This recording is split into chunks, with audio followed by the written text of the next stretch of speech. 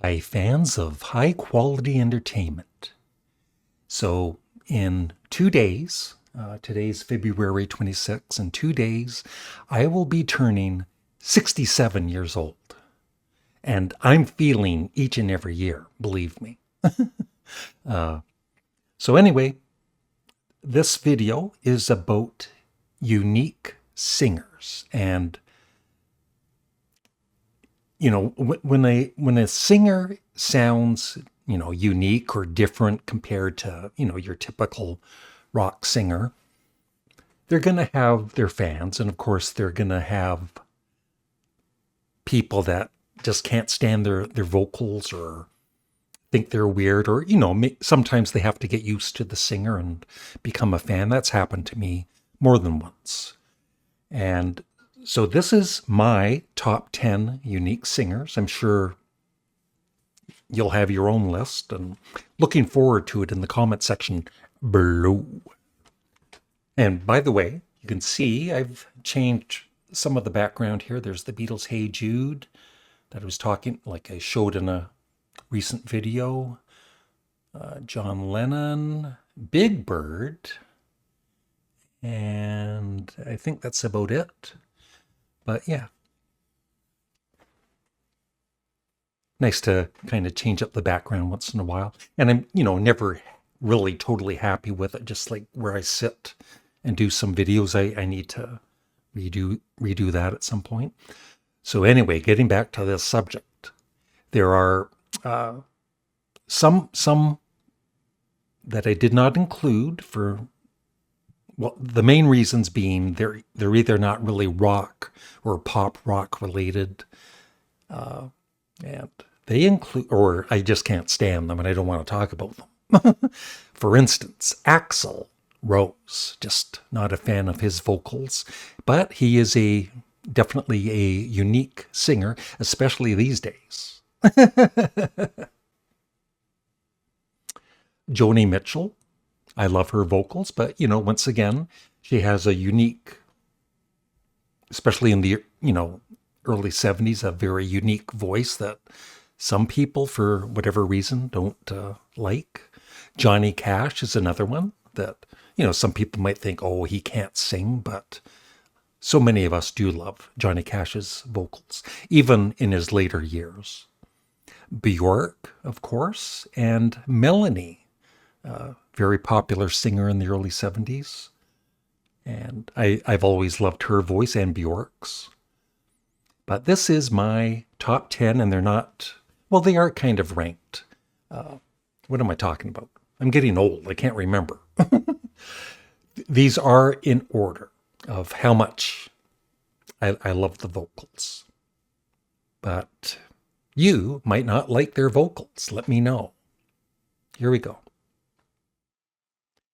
Number 10 on my list is Tiny Tim. Of course, I think the first time I ever saw him was on the television show from the 60s, Laugh-In. And I think even on that show, they were kind of mocking him for being weird and, having a very unique voice. But he was definitely talented, definitely unique. And I've always kind of wanted to get his first album, God Bless Tiny Tim, but just never gotten around to it. But he had a great knowledge of music from an earlier era, like the 30s, 40s, or 50s, or whatever. And he could play a mean ukulele. So he's number 10. Number 9, Marc Bolan from T.REX. Once again, I don't feel any other singer sounds like he does. Maybe a little like him, but he was very unique. Great guitarist, too. And even David Bowie, I'm reading here, from The Man Who Sold the World. Yeah, according to Tony Visconti, Bowie did a Bolan impression spontaneously because he ran out of lyrics. We all thought it was cool, so it stayed, and that was for the song Black Country Rock, where he sings the mannerisms of how Marc Bolan sings, and does a pretty good impersonation of him. He's not, not one of my favorite singers, but I still, love it. Quite a few T.REX songs, and The Slider is my favorite T.REX album. Number 8.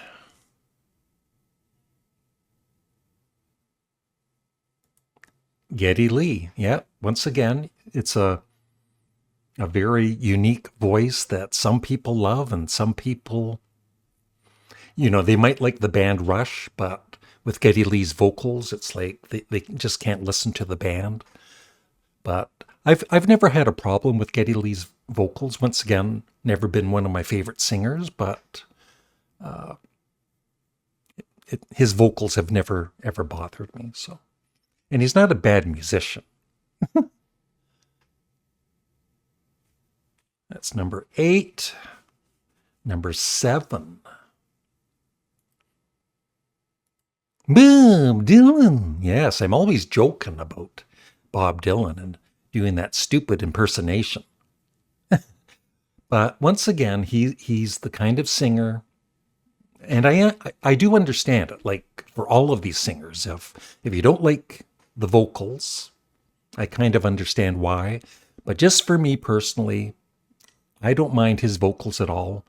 And, an album like Slow Train Coming, I just think his vocals are amazing on it. And I consider him a good singer, at least for that particular album. And, Lay Lady Lay, really nice vocals there.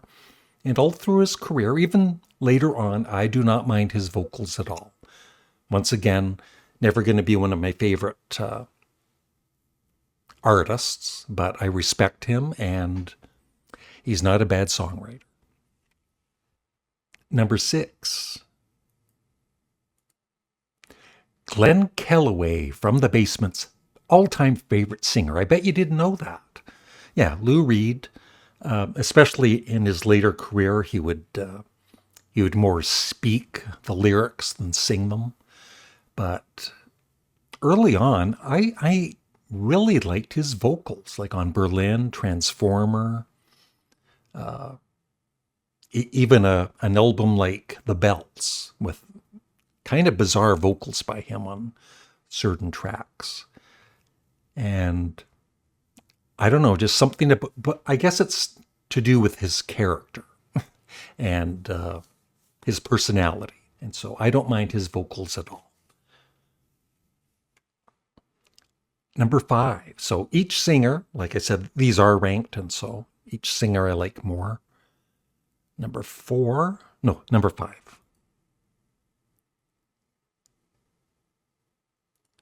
Yeah, this is actually what got me thinking of doing this video. Sam St. John, Americana Sam, he just did a video on the Bee Gees' Cucumber Castle, which I highly recommend you check out. And I also need to do a Bee Gees video again at some point. Probably one of the most unique vocals in rock music, or pop rock music, whatever you want to call it, music.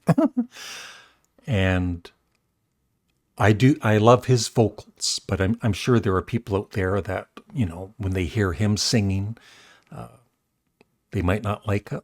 And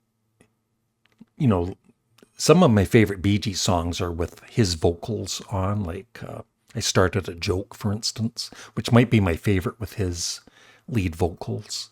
And yeah, very, very good singer in my books. But it would bug me when I was younger and I'd see the Bee Gees on television and Robin would be singing with his one finger in his ear. I didn't understand it at the time, but it's so, he could hear himself singing, obviously. I believe we're on number 4.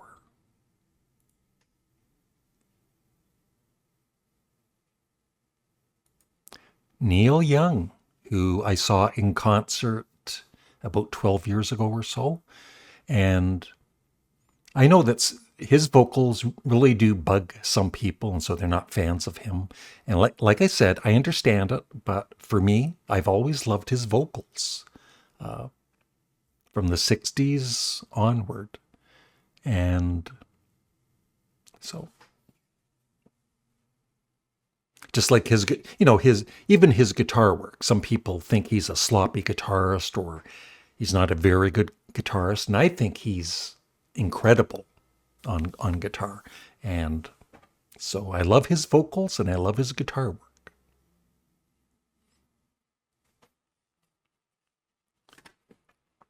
Number 3.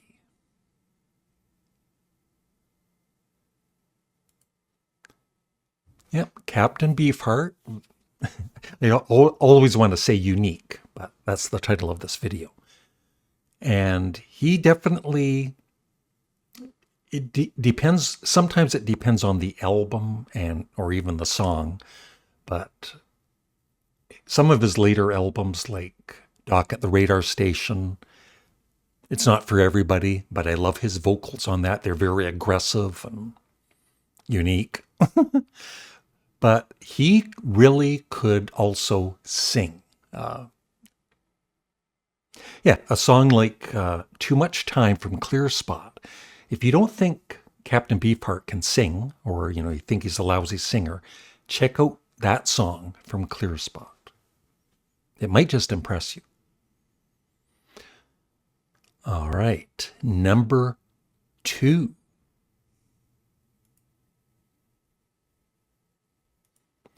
Yeah, Jon Anderson.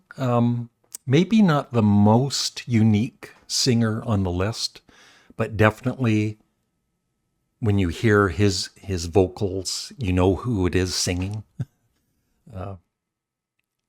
And there's just something, I don't know, spiritual or magical about his vocals. And I've always loved them, but I've read, I've seen videos and I've read about some people, I can't stand Jon Anderson's vocals or whatever, for whatever reason. But he's always been one of my all-time favorite singers. And number 1, you know who it is. If you follow my channel, that is. It is